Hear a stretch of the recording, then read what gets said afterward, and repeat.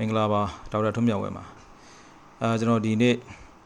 ကတော့ကျွန်တော်ဒီ YouTube မှာရှိတဲ့ကျွန်တော်ကိုမေးနေကြပရိသတ်များအတွက်เนาะမေးနေကြကျွန်တော်လူနာတွေเนาะစေဝါအကြောင်းကိုနားလည်ကျင်တဲ့သူတွေယောဂအကြောင်းကိုနားလည်ကျင်တဲ့သူတွေအတွက်เนาะတော့ဒီ website လေးတစ်ခုကျွန်တော်လုပ်ပေးထားပါတယ်เนาะဒါတော့ဒီမှာဒေါက်တာထွန်းမြတ်ဝဲ .com ဖြစ်ပါတယ်เนาะဒေါက်တာထွန်းမြတ်ဝဲ .com ဖြစ်ပါတယ်အဲ့ဒီမှာကျွန်တော် website ထဲမှာเนาะပထမဆုံးကျွန်တော်မိတ်ဆက်ပေးချင်တာကတော့ဒီမှာစာအုပ်ကိုเนาะစေးတိုင်းတိုင်းမှာမရှိမပြတ်ဆောင်ထားမယ်စေးဝါ90ဆင်းဆိုတဲ့စာအုပ်လေးကျွန်တော်အခမဲ့ပေးထားပါတယ်เนาะအဲ့တော့စေးတိုင်းပန်ရှင်နေတာမဟုတ်ပါဘူးเนาะကျွန်တော်ဒီစေးဝါကိုစိတ်ပါဝင်သားလို့ဒီလေ့လာလိုက်စားနေတဲ့သူတွေအဲ့တော့စေးဝါကျွမ်းကျင်သင်တန်းတက်နေတဲ့သူတွေเนาะအဲ့တော့စေးဝါကျွမ်းကျင်သင်တန်းတက်မဲ့သူတွေပေါ့လေเนาะဆိုတော့သူတို့အားလုံးကျွန်တော်ဒီစာအုပ်ကိုကျွန်တော်တို့ဖတ်လို့ရပါတယ်เนาะကျွန်တော်အခမဲ့ပေးထားပါတယ်เนาะဒီကနေကျွန်တော်တို့ download ရယူလို့ရပါတယ်เนาะဒီမှာကျွန်တော်တို့နာမည်လေးဖြည့်လိုက်မယ်ပေါ့เนาะ email လေးဖြည့်လိုက်မယ်ပြီးတော့ဖုန်းနံပါတ်လေးဖြည့်လိုက်မှာပေါ့เนาะဖြည့်ပြီးွားရင်ဒီအခမဲ့စာအုပ်ရယူရန်ဆိုတာလေးနှိပ်လိုက်เนาะနှိပ်ပြီးွားရင်ကျွန်တော်ဒီ page ကိုရောက်သွားလိမ့်မယ်เนาะဒီမှာကျွန်တော်ဒီ PDF download လုပ်ပြီဆိုတော့ခလုံးလေးကိုနှိပ်ပြီးတော့မှစာအုပ်ကိုကျွန်တော်တို့လွယ်တကူရယူနိုင်ပါတယ်เนาะဒါတော့ကျွန်တော်ကျွန်တော် website ကိုကြည့်နေကြဒီအားပေးနေသူများအတွက်ရောပြီးတော့ကျွန်တော် YouTube channel မှာကျွန်တော်YouTube ဗီဒီယိုတွေကိုအားပေးနေတဲ့သူတွေเนาะလေးလာကြည့်ရှုနေတဲ့သူတွေအတွက်ကျွန်တော်ဒီစာအုပ်လေးလုပ်ပေးတာဖြစ်ပါတယ်เนาะဒီမှာဆိုရင် down နေတယ်ပေါ့เนาะဒီမှာ down နေ ebook ကိုကျွန်တော်ဒီ40 megabyte လောက်ရှိပါတယ်เนาะdown ပြီးတော့ကျွန်တော်ပြပါမယ်အဲ့လို down လို့ရပါတယ်ဒါကတော့ကျွန်တော်ဒီပထမဆုံးအနေနဲ့ဒီ website ကိုလာကြည့်တဲ့သူတွေအတွက်ကျွန်တော် ebook စာအုပ်လေးကိုအခမဲ့ပေးထားတာဖြစ်ပါတယ်ဒီ ebook စာအုပ်ကျွန်တော်အပြင်မှာဆိုရင်1000ခွဲနေရောင်းနေတာဖြစ်ပါတယ်เนาะဆိုတော့ဒါလေးကိုကျွန်တော်တို့အခမဲ့ရယူနိုင်ပါတယ်နောက်တစ်ခုကကျွန်တော်တို့ကျွန်တော် website ကိုပြန်သွားလိုက်မယ်เนาะဒါကတော့အခမဲ့ပေးထားတာပါပြီးတော့ဒါကျွန်တော်အကြောင်းပါเนาะကျွန်တော်ဒေါက်တာထွန်းမြတ်ဝင်းဖြစ်ပါတယ်เนาะကျွန်တော် YouTube မှာလည်းပဲကျွန်တော်YouTube channel ရှိတယ်YouTube ကျွန်တော် YouTube ကိုပုံမှန်ကြည့်နေတဲ့သူတွေကသိပါတယ်เนาะဒါတော့ကျွန်တော်ရဲ့ YouTube channel ပါเนาะ6900 subscriber ရှိပါတယ်เนาะကျွန်တော်ဗီဒီယိုအားလုံးပေါင်း210ခုရှိပါပြီเนาะနောက်ထပ်လည်းဗီဒီယိုအသစ်များကိုကျွန်တော်ထပ်ပြီးတော့တင်ပေးနေပါတယ်เนาะဒီမှာကျွန်တော်တို့မေးသမျှကိုလည်းကျွန်တော်ဖြေကြားပေးနေပါတယ်เนาะဒီကနေပဲကျွန်တော်သွားပြီးတော့မေးလို့ရတယ်ပေါ့เนาะမေးလို့ရပါတယ်ဟိုဒါကျွန်တော်ရဲ့ဒီဗီဒီယိုတစ်ခုဆိုရင်เนาะ3,900ကျော်လောက်ရှိတယ်ပေါ့เนาะကျွန်တော်ဒီဟောပေါ့ဒါဒီမှာဆိုရင်เนาะ3,500,000ကျော်လောက်ရှိတယ်เนาะဒီမှာဆိုရင်ခြေလက်ထုံညနာကိုအမှန်တကယ်တက်တာပြောက်ကင်းသေးတဲ့နီလန်ဆိုတော့မှာเนาะ 359k view တောင်ရှိတယ်เนาะဆိုတော့အဲ့လိုတခြားဗီဒီယိုတွေအများကြီးဒါလေ့လာလို့ရတယ်ဒါတော့ကျွန်တော် intro ဝင်လိုက်တာပါเนาะအခုကျွန်တော်ပြောချင်တာကျွန်တော်ကျွန်တော်အကြောင်းပါเนาะဒါရှိပါတယ်ပြီးတော့ဒီစာအုပ်တွေလည်းရေးပါတယ်ပြီးတော့စေဝါကျွမ်းကျင်သင်တန်းကိုလည်းကျွန်တော်ဖွင့်လှစ်သင်ကြားပေးပါတယ်เนาะနောက် online အနေနဲ့ကျွန်တော်လုပ်ထားတာရှိပါတယ်เนาะအခုလောလောဆယ်ဒီ website ကိုမိတ်ဆက်လိုက်တဲ့ရည်ရွယ်ချက်ကတော့เนาะဒီ website ကိုလောက်ရတဲ့ရည်ရွယ်ချက်ကတော့ကျွန်တော်အဓိကတော့ဒီမှာเนาะကျွန်တော်တိုင်ပင်ဆွေးနွေးရံပေါ့လေဒါလေးကိုကျွန်တော်မိတ်ဆက်ပေးနေတာဖြစ်ပါတယ်เนาะဆိုတော့ကျွန်တော် YouTube ကနေပြီးတော့မေးချတဲ့သူတွေရှိတယ်เนาะဆိုတော့ YouTube ကမေးတဲ့အခါမှာကျွန်တော်တို့ဖြေရတာနည်းနည်းအခက်အခဲရှိပါတယ်ဘာကြောင့်လဲဆိုတော့ကျွန်တော်တို့မင်းကုန်းလေးတစ်ခုတည်းနဲ့တစ်ခုတည်းသိအောင်နဲ့ကျွန်တော်တို့ကအပြည့်စုံဖြေပေးလို့မရပါဘူးယောဂကုသတဲ့နေရာမှာလူနာရှိရဲ့ info တွေအချက်လက်တွေအများကြီးလိုပါတယ်เนาะဆိုတော့လူနာလည်းကျွန်တော်အချိန်ပေးရမှာဖြစ်တယ်လို့ကျွန်တော်ကလည်းလူနာတွေကိုအများကြီးအချိန်ပေးရမှာဖြစ်ပါတယ်ဆိုတော့ professional service လိုချင်တယ်ပြီးတော့เนาะအသေးချာကိုကျွန်တော်တိုင်ပင်ဆွေးနွေးခြင်းတယ်ဆိုတဲ့ဒီလူသူတွေအတွက်ကျွန်တော်ဒီဒါလေးကို website လေးလုပ်ပေးခြင်းဖြစ်ပါတယ် online consultation ဖြစ်ပါတယ်เนาะကျွန်တော်မိနစ်30ဟို1000သတ်မှတ်ထားပါတယ်เนาะနောက်ပိုင်းမှာတော့ကျွန်တော်ဈေးတက်ဖို့ရှိပါတယ်เนาะ1000သတ်မှတ်ထားပါတယ်ဒီကနေပဲကျွန်တော်တို့ဒီအဆင့်ကျွန်တော်တို့ booking လုပ်မယ်เนาะရက်ချင်းယူမယ်ကိုပြောခြင်းတဲ့အချိန်နေ့ရက်ပေါ့လေရက်ချင်းယူမယ်ပြီးတော့ကျွန်တော်ဒါလက်တွေပြပေးမယ်เนาะဥပမာဆိုကျွန်တော်တို့ကကျွန်တော်နဲ့တိုင်ပင်ခြင်းတယ်ပေါ့လေပထမဆုံးဒီတိုင်ပင်ဆွေးနွေးရံကိုနှိပ်လိုက် website ထဲရောက်ပြီဆိုရင်တိုင်ပင်ဆွေးနွေးရံကိုနှိပ်လိုက်เนาะဒီနေရာကိုရောက်သွားလိမ့်မယ်အဲ့ဒီမှာကိုတိုင်ပင်ဆွေးနွေးခြင်းတဲ့ရက်ကိုအရင်ဆုံးယူဥပမာရက်20ဆိုပါတော့เนาะ20ကိုယူလိုက်ပြီးပြီးသွားရင်ဆွေးနွေးခြင်းတဲ့အချိန်ကိုယူဒီအချိန်နဲ့ကျွန်တော်အားမဲ့အချိန်တွေပေါ့လေဒါကိုထည့်ထားတာဖြစ်ပါတယ်เนาะဒါကိုယူလိုက်မယ်ပြီးသွားရင်ကိုရဲ့နာမည်လေးထည့်ပေးပါဥပမာဆိုရင်ဟောပေါ့မတင်းဆိုတင်းပေါ့เนาะနာမည်ထည့်မယ်ဖုန်းနံပါတ်ထည့်မယ်เนาะ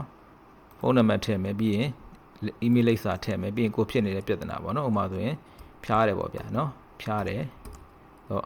့အဲ့တော့ရှေ့ရေးပေးရမှာပေါ့နော်ဒါကိုကျွန်တော်ဒီမိုပြတာဖြစ်တဲ့အတွက်ကျွန်တော်ဒီစမ်းပြတာဖြစ်တဲ့ဒီလိုပေးထားတာဖြစ်ပြီးတော့ကျွန်တော်တို့ကိုဘယ် channel ရနေပြီးတော့မှကျွန်တော်နဲ့တိုင်ပင်ဆွေးနွေးခြင်းတည်းလည်းရွေးလို့ရတယ်နော် Telegram လား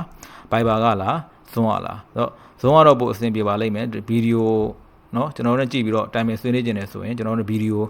consultation လုပ်ချင်တယ်ဆိုရင်တော့ Zoom ကအပို့အဆင်ပြေပါတယ်ဆိုတော့ Zoom မှာရွေးလိုက်မယ်ပြီးသွားရင်ကျွန်တော်ဒီဒါလေးကိုအမှန်ချစ်လိုက်မယ်ပြင်ချင်းဆိုမှုတင်ဖို့ရန်ဆိုနှိပ်လိုက်မယ်ဆိုရင်ဒါကတော့ booking လုပ်လိုက်ပြီပေါ့နော်ဒါကျွန်တော်ရဲ့ server ထဲမှာဝင်သွားမှာဖြစ်ပါတယ်နော်ဆိုတော့အဲ့လို booking လုပ်လိုက်တဲ့ခါကျရင်ပြီးရင်ကျွန်တော်ဘာလို့ဖေးဖို့လိုတယ်လဲဆိုတော့ကျွန်တော်ဒီ booking လုပ်ပြီးတာနဲ့ဆွေးနွေးတိုင်ပင်က1000ကျပ်ကို screenshot ရိုက်ပြီးတော့ကျွန်တော်ကိုဒီကနေပြီးတော့ပို့ပေးရမှာဖြစ်ပါတယ်เนาะဆိုတော့ payment slip လေးပေါ့เนาะဒါလေးကိုနှိပ်လိုက်ဒါဥမာဒါ payment slip ပေါ့ဗျာเนาะဒါတော့ payment slip ပေါ့เนาะဥမာပေါ့ဒါကျွန်တော်ဥမာအနေနဲ့ယူလိုက်တာပေါ့เนาะဒါလေးကို payment slip တွေရွေးပြီးရင်ကျွန်တော်ငွေပေးချင်မှုထောက်ထားတင်ပို့ပြီးဆိုတဲ့ဒီ button လေးနှိပ်လိုက်ပါဒါဆိုရင်ဒီ payment slip ကကျွန်တော် server ထဲဝင်သွားပြီကျွန်တော်ကနေပြီးတော့နောက်ွယ်မှာကျွန်တော်စစ်ဆေးမှာပေါ့เนาะစစ်ဆေးပြီးွားရင်ဒါကိုအတီးပြုတ်ဝင်မှာဖြစ်တယ်เนาะစစ်ဆေးပြီးအတီးပြုတ်ဝင်မှာဖြစ်တယ်အတီးပြုတ်တဲ့ခါကျရင်ဘယ်လိုဝင်လာမလဲဆိုတော့ကျွန်တော်ပြမယ်เนาะဒီမိတ်ဆွေကတော့ဒီကနေပဲစောင့်ကျွန်တော်တို့ဘယ်ကစောင့်မလဲဆိုတော့ကျွန်တော်ဒီ screenshot တင်ပို့ပြီးွားကျွန်တော်ချင်းဆိုမှုများကိုစစ်ဆေးရန်ဆိုတဲ့နေရာမှာသွားပြီးတော့ကြည့်ရမှာဖြစ်တယ်เนาะချင်းဆိုမှုများကိုစစ်ဆေးရန်เนาะအဲ့ဒီနေရာနဲ့အဲ့ဒီနေရာကနေကျွန်တော်တို့ဘာနဲ့စောင့်အောင်မလဲဆိုတော့ကိုယ့်ရဲ့ဖုန်းနံပါတ်နဲ့ရိုက်ကြည့်လိုက်เนาะကျွန်တော်ခုနကတော့609139890ဖုန်းနံပါတ်နဲ့စင်းသွင်းထားတယ်เนาะအားလေးနဲ့ရှာဖွေရန်ကိုနှိပ်เนาะဆိုတော့ဓမ္မဆိုရင်เนาะခုနစင်းသွင်းလိုက်တင်းဆိုတဲ့နာမည်နဲ့ပေါ်လာပြီเนาะဆိုတော့ဒီမှာကျွန်တော်အဆင့်တွေရှိတယ်ချင်းဆိုမှုရှိမယ်ငွေပေးချေမှုရှိမယ်ပြီးတော့မှတ်တမ်းတင်တိုင်ပင်ဆွေးနွေးမှုဒီအဆင့်တွေတော့မိတ်သူတွေဘက်ကဒီလုပ်ပေးလိုက်တဲ့အဆင့်တွေမှာကျွန်တော်နောက်ကနေပြီးတော့မှကျွန်တော်က approve လုပ်လိုက်တဲ့အတည်ပြုလိုက်တာနဲ့ဒီအခြေအနေပြောင်းလဲသွားမှာဖြစ်တယ်เนาะဆိုတော့ဒါဆိုရင်ကျွန်တော်တို့ကပထမဆုံးချင်းဆိုမှုနဲ့เนาะငွေပေးချေမှုเนาะဒီမှာပါเนาะဒါချင်းဆိုမှုပဲကျွန်တော်လုပ်ရသေးတယ်เนาะကျွန်တော်ဘက်ကအတီးမပြုတ်ရသေးဘူးเนาะဆရာဝန်ကငွေပေးချေမှုစစ်ဆေးနေသည်ဖြစ်တယ်ပေါ့เนาะဆိုတော့ကျွန်တော်ဘက်ကနေပြီးတော့အတီးပြုတ်လိုက်မယ်เนาะအတီးပြုတ်လိုက်မယ်ဒါခဏပိတ်ထားလိုက်မယ်ဟုတ်တာခဏလေးเนาะမြန်မာသားဖြစ်နေတယ်အင်္ဂလိပ်စာပြောင်းမယ်ပြောင်းပြီးရင်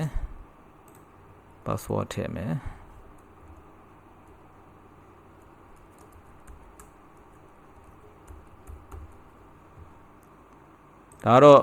့သူနောက်ကွယ်လောက်တာကိုကျွန်တော်နားလည်အောင်ပြတယ်ဒါဆိုတော့မှတင်းသူတွေဟာကျွန်တော်ကျွန်တော် server ထဲဝင်လာပြီเนาะကျွန်တော် admin dashboard ကိုဝင်လာပြီเนาะအဲ့ဒီမှာကျွန်တော်ကဒီမှာခုနအတိုင်းငွေပေးချင်မှုစစ်ဆေးနေသေးဆိုတာပြတယ်ကျွန်တော်ဒါကိုကျွန်တော်ရဲ့ server ထဲမှာဒါဆိုကျွန်တော် database တွေရှိတာပေါ့เนาะဒီမှာကျွန်တော်သွားပြီးတော့ကြည့်လိုက်မှာပေါ့လေเนาะကြည့်လိုက်ပြီးတော့မှဒီငွေပေးချင်မှုကမှန်ကန်တယ်ကျွန်တော် KB account ထဲမှာလည်းစစ်ကြည့်မှာပါเนาะငွေပေးချင်မှုကမှန်ကန်တယ်ဆိုရင်ကျွန်တော်မှန်ကန်တယ်ဆိုရင်ကျွန်တော်ဒီကနေပြီးတော့မှခုနဒီကနေပဲကျွန်တော် confirm လုပ်ပေးလိုက်မယ်เนาะ confirm လုပ်ပေးလိုက်ရင်ဒီမှာအတည်ပြုပြီးတော့ပြောင်းသွားတယ်เนาะအဲ့ဒီမှာပဲဒီမှာလူနာဘက်မှာလူနာဘက်မှာလည်းပဲဒီမှာเนาะတင်းเนาะခုနပြောတင်းဆိုတဲ့လူနာမှာဝေပေးချင်မှုကเนาะအမှန်ကြီးလေးဖြစ်သွားတယ်အတည်ပြုသွားတယ်ပေါ့เนาะအဲ့ဒီကနေ့လူနာဘက်ကဘာဆက်လုပ်အောင်လဲဆိုတော့သူရဲ့မေးမဲ့ကျွန်တော်တို့ကျမ်းမာရေးမှတ်တမ်းတွေကိုတင်ပေးရမှာဖြစ်တယ်เนาะဆိုတော့အခုမှစာမေးမဲ့ဆိုရင်ထားပါတော့ချို့ကြတော့ဓာတ်မှန်ရထတာရှိတယ် easy ဆွဲထားတာရှိတယ်ပေါ့ဒါမှမဟုတ်အရင်တော့ပြထားတဲ့ကျမ်းမာရေးမှတ်တမ်းတွေရှိတယ်ပေါ့ကျွန်တော်ထပ်ပြခြင်းတယ်ပေါ့လေဒါဆိုရင်ကိုယ့်ရဲ့အရင်ရှိပြီးသားကျမ်းမာရေးမှတ်တမ်းအချို့ကိုတင်ပေးရမှာဖြစ်တယ်ဥပမာသွေးစစ်ထားတယ်ပေါ့ဗျာဒါမှမဟုတ်ကျွန်တော်တို့ပြထားတဲ့သွေးစစ်ခိုင်းထားတယ်ဓာတ်မှန်ရိုက်ခိုင်းထားတဲ့ easy ဆွဲခိုင်းထားတဲ့ဆိုပါဆိုအဲ့ဒီမှတ်တမ်းတွေကျွန်တော်ရှိကိုပို့ပေးရမှာဖြစ်ပါတယ်ဒီမှတ်တမ်းတွေကျွန်တော်ကြည့်ပြီးတော့မှပဲကုသမှုကိုကျွန်တော်စလို့ရမှာဖြစ်ပါတယ်ဒါမှမဟုတ်လည်းအခုမှကျွန်တော်နဲ့စပြရတယ်ဆိုရင်တော့ကျမ်းမာရေးမှတ်တမ်းကမတင်ပေးလဲရတယ်ပေါ့နော်တင်ပေးလဲရတယ်ဒါပေမဲ့ပုံမှန်အပြည့်ကျမ်းမာရေးမှတ်တမ်းတင်ပေးရတာနှိပ်လိုက်တယ်အရင်ပြပေးတဲ့တစ်ခုပေါ့နော်ကျမ်းမာရေးမှတ်တမ်းလေးကိုကျွန်တော်တင်ပေးလိုက်ပါfile 3-4ခုရှိရင်လည်းဒီကနေပြီးတော့နောက်ထပ် file ထည့်ရနေထပ်ပြီးတော့တင်ပေးလို့ရတယ်နော်ဒါဆိုကျွန်တော်မှတ်တမ်းတင်ဖို့မြည်ဆိုတဲ့ဟာလေးကိုနှိပ်လိုက်မယ်နော်ခဏစောင့်ပေးပါဒါဆိုရင်မှတ်တမ်းတင်ဖို့ပြီးပြီဒါဆိုကျွန်တော်ဘက်ကနေပြီးတော့မှတ်တမ်းတင်ဖို့ပြီးကြောင်းကျွန်တော်ကနေပြီးတော့မှ record review နဲ့အတည်ပြုလိုက်မယ်ဒါမှတ်တမ်းစစ်ဆေးပြီးပြီပေါ့နော်ဒါကျွန်တော်ကြည့်လိုက်မှာပေါ့အကြည့်ပြီးရင်ကျွန်တော် record review လုပ်မယ်မှတ်တမ်းစစ်ဆေးပြီး ကြောင်းသူက confirm လုပ်လိုက်မယ်အဲ့ဒါတော့လူနာဘက်ကနေပြီးတော့ဒီမှာနော်ဒီမှာ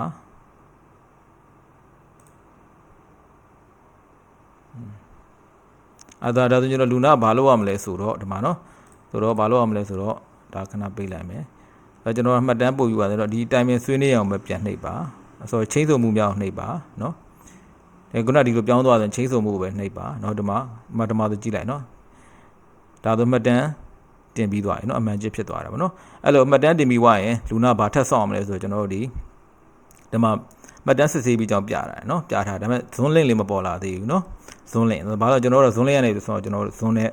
meeting ကျွန်တော်တို့ online consultation လုပ်မှာဖြစ်တဲ့အတွက်ခဏဆောင်အောင်မယ်ကျွန်တော်ကခုနမှတ်တမ်းတင်ပြီးွားကျွန်တော်မှတ်တမ်းတွေစစ်ဆေးလိုက်ပြီးနော်မှတ်တမ်းတွေတည်ပြုတ်ပြီးွားပြီပေါ့နော်မှတ်တမ်းတည်ပြုတ်ပြီးတဲ့တပြန်လဲကျွန်တော်က zone link ကိုကျွန်တော်ပို့ပြီးမှဖြစ်တယ်နော်ကျွန်တော်ဘက်ကနေပြီးတော့မှဒီမှာနော်ဒီမှာ auto link လေးကိုလုပ်လိုက်မယ်ဆိုရင်နော်ဒါဆိုကျွန်တော် zone link လေးရလာပြီနော် zone link လေးရလာပြီအဲ့ဒီ zone link ကဒီမှာမိတ်ဆွေရှိမှအလိုလျောက်ပေါ်လာလိမ့်မယ်နော်ပေါ်လာလိမ့်မယ်နော်ဒါဆိုရင်အဲ့လို zone link ပေါ်လာပြီဒီ link လေးပေါ်လာပြီဆိုရင်ကျွန်တော်ဒီ consultation room နဲ့ဝင်အောင်ဆိုတဲ့ဒီ button လေးကိုနှိပ်လိုက်ဒါဆိုရင် consultation room နဲ့ကိုဝင်သွားမှာဖြစ်ပါတယ်နော် star လေးနှိပ်လိုက်ရပြီပေါ့နော်ဒီ star လေးကိုနှိပ်လိုက်နော်အခုကဒီထက်ကကျွန်တော်ပုံပေါ်ဦးဆိုတာကျွန်တော်ဒီ OBS studio ထဲမှာကျွန်တော်ကဒီကင်မရာနဲ့ပြောနေတာဖြစ်တဲ့ဒီထဲမှာမပေါ်တာเนาะဆိုတော့ကင်မရာတစ်ခုတည်းဆိုတော့เนาะဆိုတော့မပေါ်တာဖြစ်တယ်เนาะဟောဒီ OBS studio အခုကျွန်တော် recording လုပ်နေဖြုတ်လိုက်တော့ဒီထဲမှာသွားပေါ်မှာเนาะဒါဆိုရင်ဒါလူနာဒီရတဲ့ပြီးကျွန်တော်တို့ဝင်ပြီးတော့ပြောလို့ရပြီဖြစ်ပါတယ်เนาะဆိုတော့ဒါပြောလိုက်ပြီပေါ့เนาะဒါပြောနေပါဒါဆိုလူနာနဲ့ကျွန်တော်လည်းဒါရိုက်ဆွေးနေနေပေါ့เนาะကျွန်တော်ဒီ session မိနစ်30စာဆွေးနေမှာဖြစ်ပါတယ်ဆွေးနေပြီးွားရင်တော့ကျွန်တော်ဒီမှာ end meeting ပေါ့เนาะနှိပ်လိုက်မှာဖြစ်ပါတယ်เนาะဒါဆိုရင်ကျွန်တော်တို့ကဒါဆွေးနွေးမှုပြီးဆုံးသွားပြီပေါ့နော်ဒါလိုဆွေးနွေးမှုပေါ့နော်ပြီးဆုံးသွားပြီဖြစ်ပါတယ်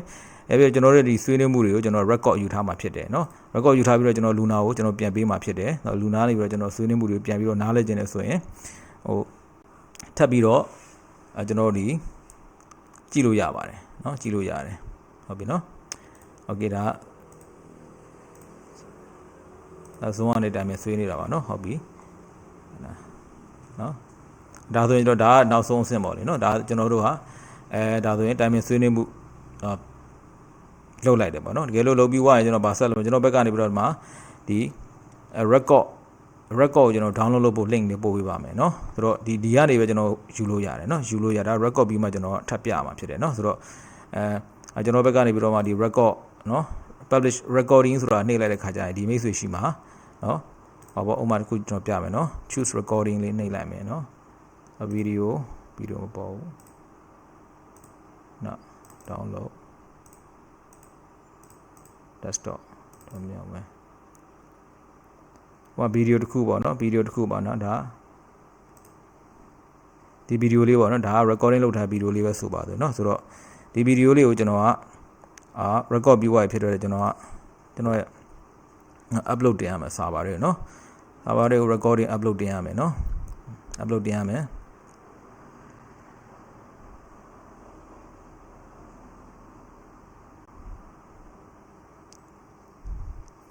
ခဏလေးစောင့်ပြီးပါနော်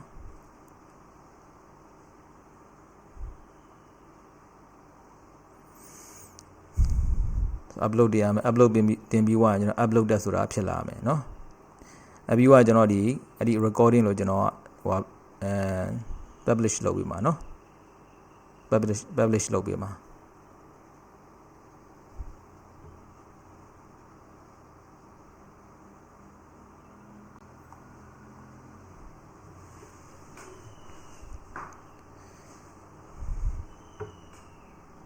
ဆိုတော့ဒါကတော့ပြီးွားကျွန်တော်ဒီ recording လည်းပေးမှာဖြစ်တယ်เนาะဆိုတော့